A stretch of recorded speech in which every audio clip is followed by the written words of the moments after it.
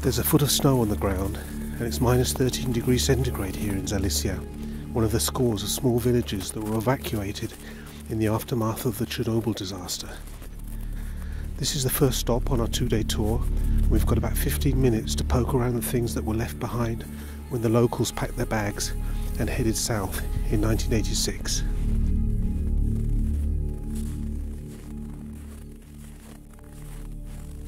Any village worth its salt in the Soviet Union had a palace of culture.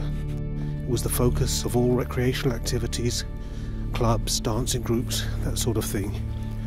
This one was much more solidly built than the wooden cottages in the rest of the village, but after 30 years of neglect, it's showing its age.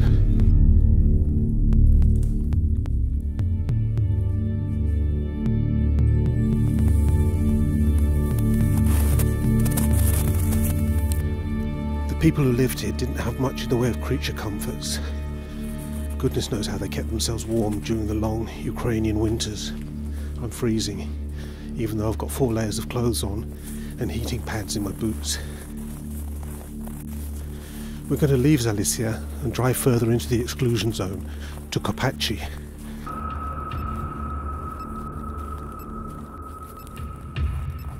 The kindergarten here is pretty much the only building in the village that wasn't bulldozed during the clean-up operation. It's become one of those must-see stops on the Chernobyl tour circuit.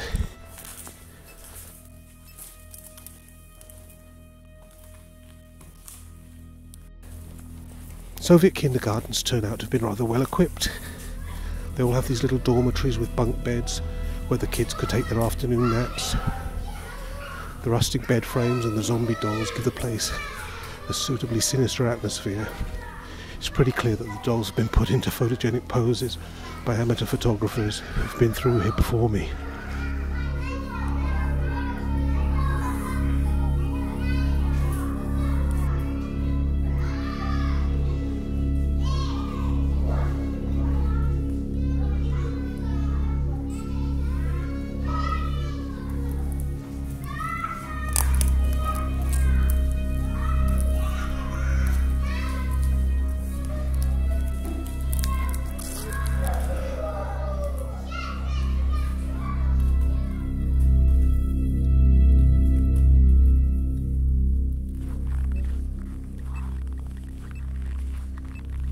We're right outside the remains of reactor number 4 now, and under that shiny dome there's still almost 200 tons of nuclear fuel and many more hundreds of tons of highly contaminated debris. We're not going to hang around here though. Our real goal today is the abandoned city of Pripyat, founded in 1970 to house the bright young engineers and their families who would build and operate the reactors on the Chernobyl site.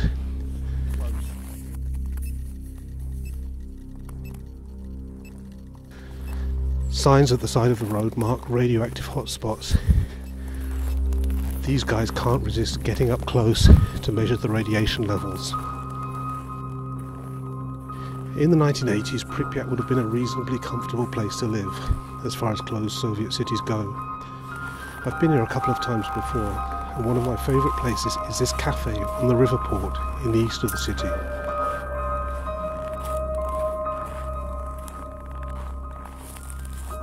The entire front of the building is made up of a stained glass window depicting a fiery star and a tall figure with a trumpet. Some people see this as a scene from the Book of Revelations and a prediction of the disaster at the power plant. We're going inside to take a look for ourselves.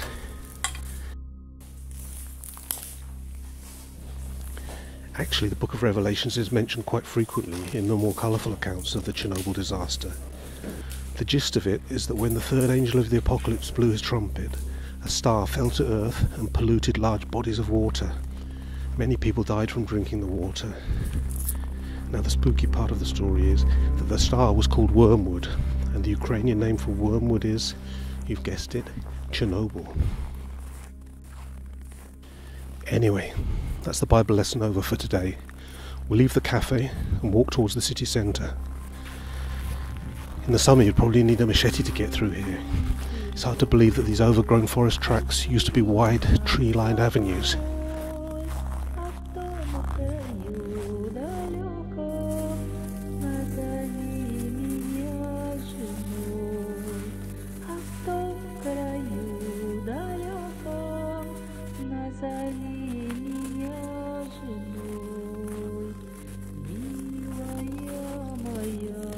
This is the Prometheus cinema.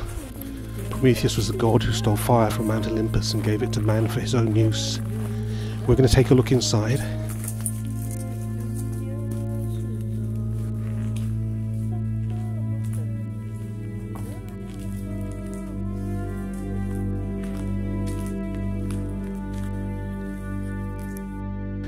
Frankly, there's not a lot left now. There are a couple of seats there in the dark and the tatters of a screen, but otherwise it's empty and damp.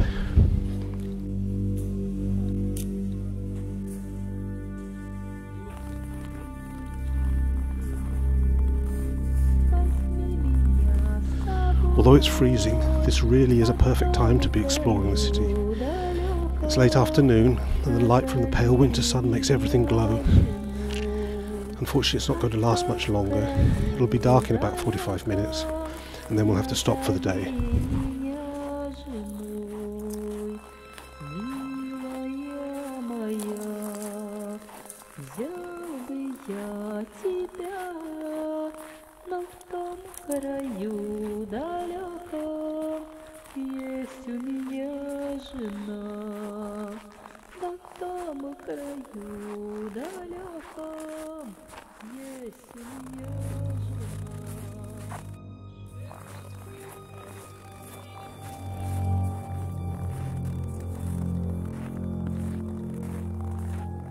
These are the administrative buildings, with the Hotel Policia right next door.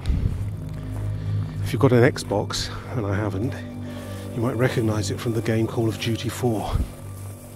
Across the square is a supermarket and a restaurant, but I'm going to skip them both and get a bit ahead of the group so that I can spend some time alone in the famous amusement park. There's loads to photograph, and I want to avoid getting people in my pictures.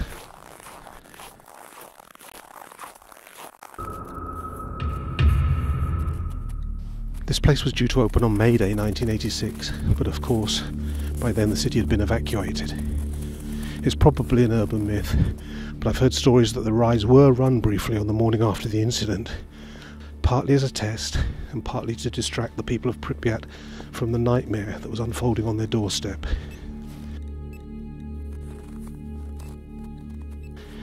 Imagine how the kids on the Ferris wheel must have felt as they went over the top and got their first good look at the fire raging in the power plant a few kilometres to the south.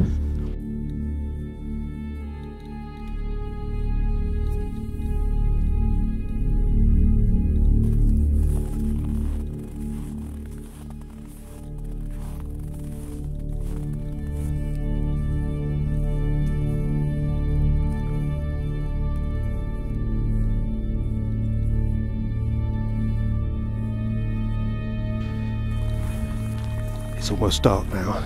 I'll probably have to stop filming soon. We're going to squeeze in a quick visit to elementary school number 3. It's popular with photographers because of the enormous pile of children's gas masks that are strewn on the floor.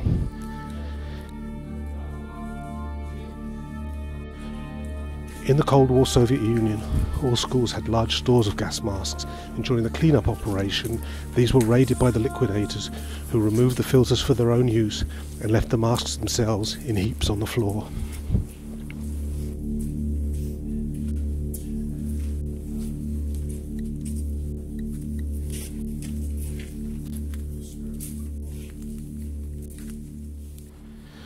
So, it's a new day, and we're up early to make the most of the daylight.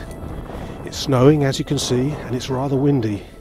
We've climbed 16 stories to the top of one of the tallest buildings in Pripyat, and I'm a bit out of breath.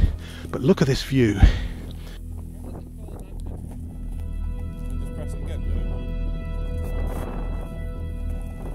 With a bit of imagination, I think I can make out the power station chimneys. I can't see the amusement park though.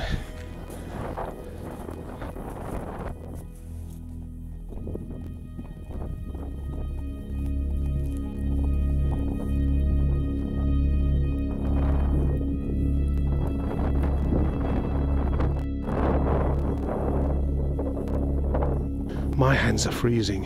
We're going to go back inside to take a look at some of the apartments.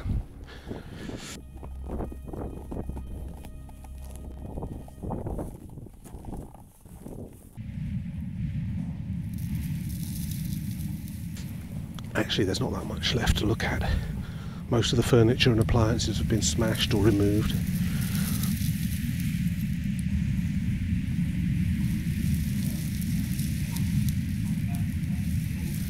The windows are out and the floors are covered in a scary mixture of broken glass and ice.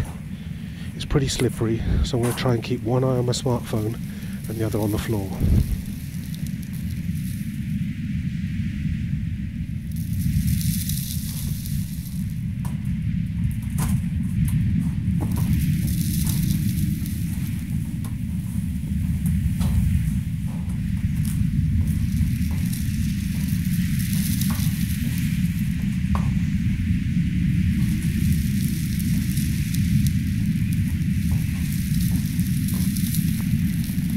We've crossed the city and we're at Hospital 126, the place where the first casualties were brought directly after the explosion. Their contaminated clothing is in the basement. The stairwells have recently been blocked up by tons of sand to stop people getting down there. But our resourceful guide has managed to find a scrap of cloth that was missed during the clean-up, and close up he's getting a whopping 70 microsieverts an hour on his dosimeter. That's around 70 times normal background levels in Pripyat and 700 times the levels back home. My device reacts a little bit more slowly, but it's still cracking away now.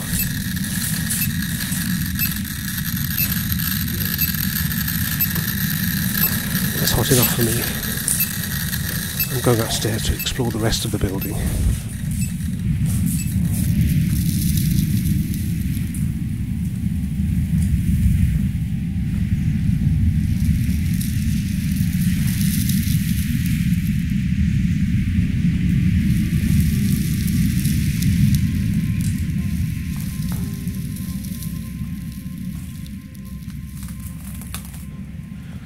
The corridors are littered with wreckage, old bed frames, broken cabinets, bottles.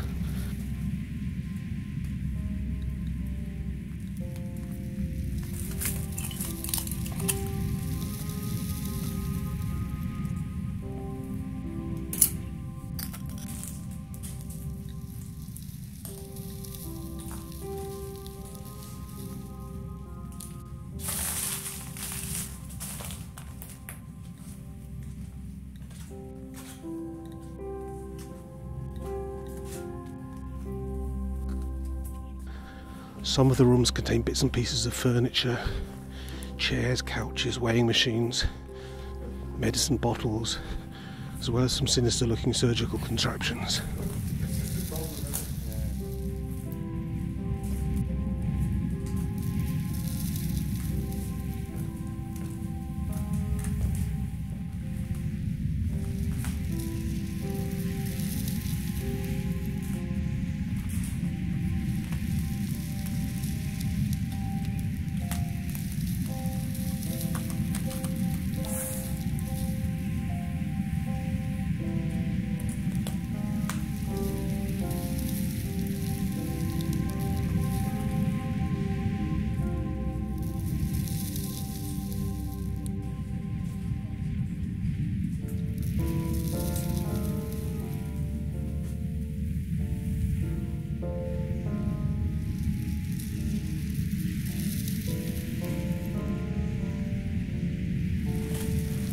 This hospital had enough beds for over 400 patients, and judging by the furniture, a big chunk of them would have been expectant mothers.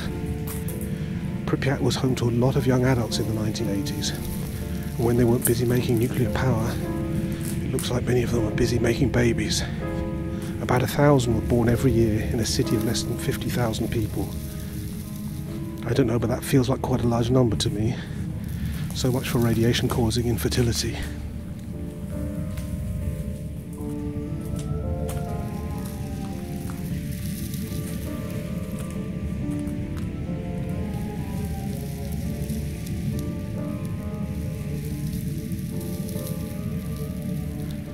Our time's up in the hospital.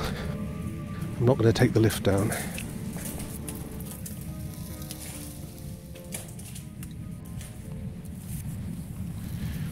We're going into another kindergarten. This time it's number 7, the so-called Golden Key, right in the centre of the city. And by comparison to the one in Kopachi, it really is quite enormous. It's still full of picture books, dolls, toys and toddler-sized desks and chairs.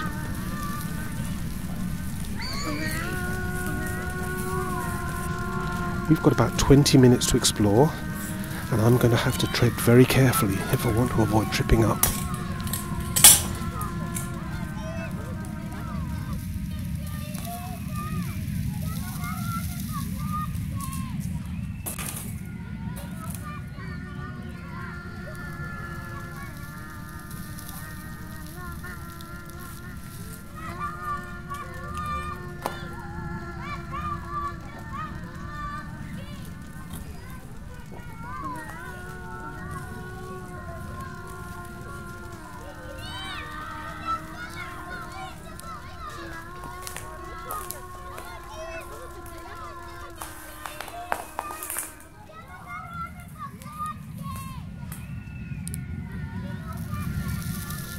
And here they are, the inevitable rusty bed frames, complete with gas masks and cuddly toys.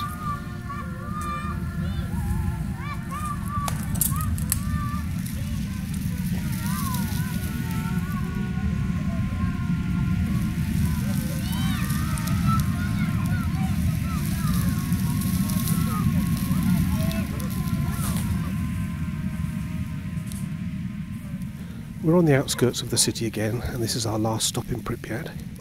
We're close to the police headquarters and to a vehicle maintenance yard.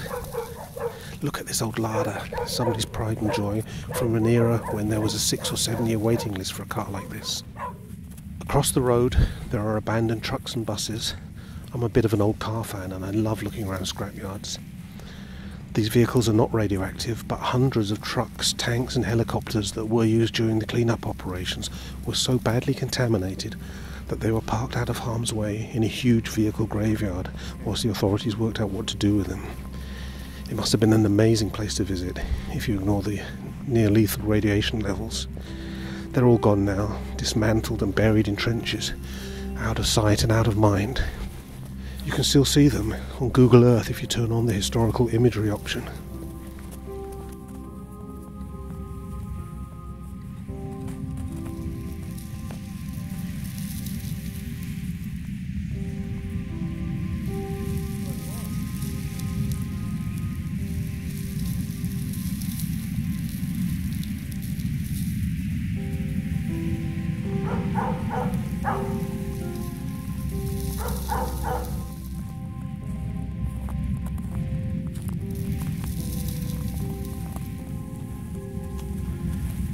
At the time of the disaster there were 4 working reactors on the Chernobyl site.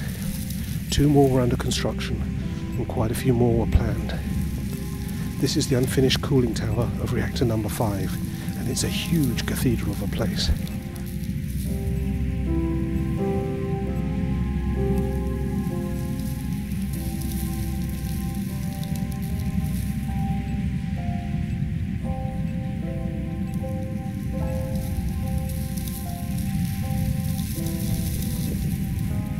The last time I was here, one of our group stood in the middle of the tower and sung a short song. The echo was amazing. Nobody's singing today, but check out this giant mural of one of the doctors who treated the first victims of the disaster.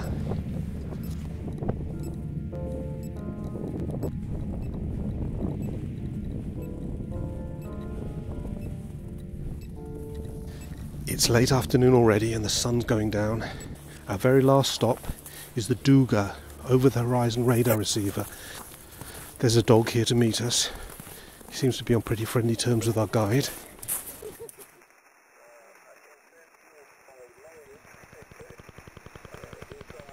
Duga is hidden in the woods to the southwest of Chernobyl, and it's an absolutely enormous 3/4 of a kilometre long and 150 metres high.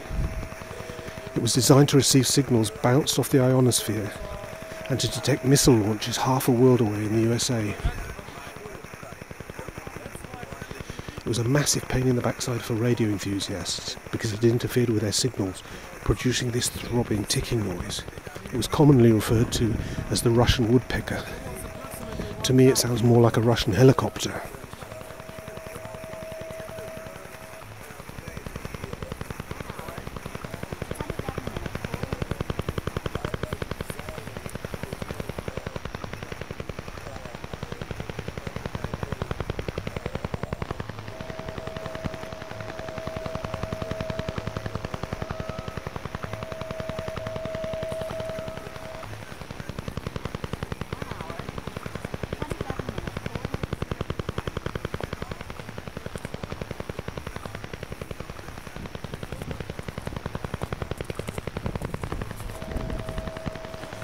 Anyway, this is where our tour ends.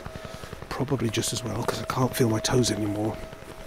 We're going to head south to Kiev, where I'm going to take a long hot shower before I start looking through the hundreds of photos and the gigabytes of smartphone videos that I've taken over the past couple of days.